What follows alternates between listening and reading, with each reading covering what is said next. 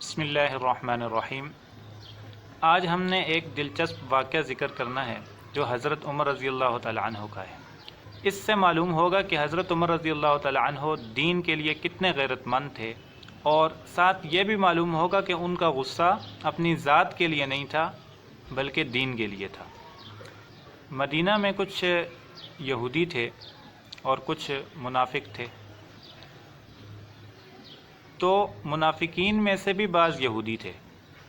منافقین میں سے کچھ ایسے تھے کہ جو اوپر سے مسلمان تھے اور اندر سے یہودی تھے، تو اگر کسی معاملے میں ان کو امید ہوتی کہ فیصلہ ہمارے حق میں ہوگا تو وہ فیصلہ حضور صلی اللہ علیہ وسلم کے پاس لے کے جاتے، اور اگر ان کو امید ہوتی کہ ہمارے حق میں فیصلہ نہیں ہوگا کیونکہ حضور صلی اللہ علیہ وسلم نے تو فیصلہ حق کرنا ہے، تو فیصلے کے لیے پھر وہ یہودی کے پاس جاتے، کعب بن اشرف کے پاس۔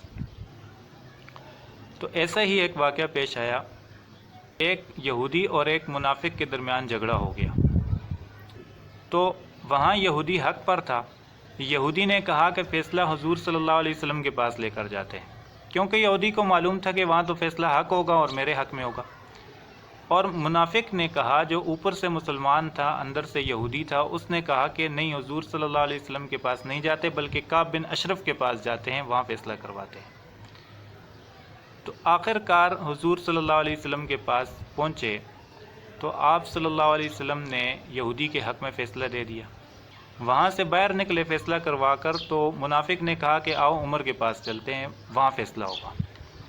اور اس نے سوچا کہ عمر دین کے معاملے میں بڑے سخت ہیں، تو میں اگرچہ اوپر سے مسلمان لیکن ان کو تو نہیں معلوم کہ میں اوپر سے مسلمان ہوں اور اندر سے منافق ہوں، تو میں چونکہ اوپر سے مسلمان ہوں تو عمر رضی اللہ تعالی عنہ میرے بارے میں فیصلہ دیں گے، میرے حق میں فیصلہ دیں گے۔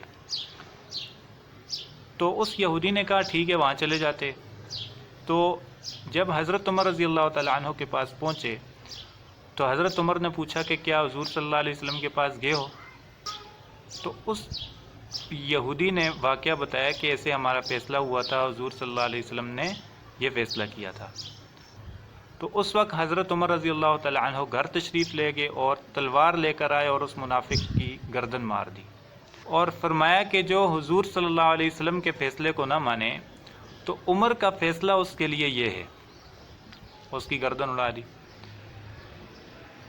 تو اس سے معلوم ہوا کہ حضرت عمر رضی اللہ تعالی عنہ کا مزاج غصے والا تھا، آپ غیرت مند تھے لیکن دین کے لیے، لیکن اپنی ذات کے لیے ایسا نہیں کرتے تھے۔ تو اللہ تعالیٰ سے دعا ہے کہ اللہ تعالیٰ ہمیں حضرات صحابہ اکرام کے نقش قدم پر چلنے کی توفیق عطا فرمائے۔ وآخر دعوانا ان الحمد للہ رب العالمین۔